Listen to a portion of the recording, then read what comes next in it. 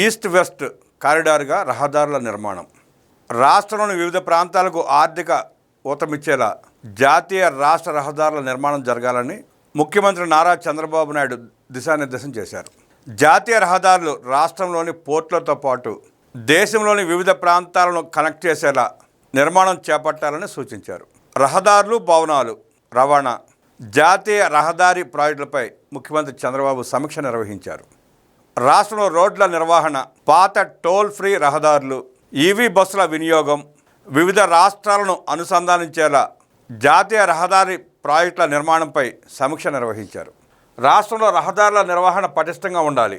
మొత్తంగా 45,433 కిలోమీటర్ల మేర రోడ్లు ఉంటే వాటిలో ఏటా 10,238 కిలోమీటర్ల మేర నిరంతర నిర్వహణ చేయాల్సి ఉంది. ప్రజలకు రోడ్ల వల్ల ఇబ్బంది లేకుండా చూడాలని ఆదేశించారు. రోడ్ల నిర్వహణ అనేది నిరంతర ప్రక్రియగా చేపట్టాలి.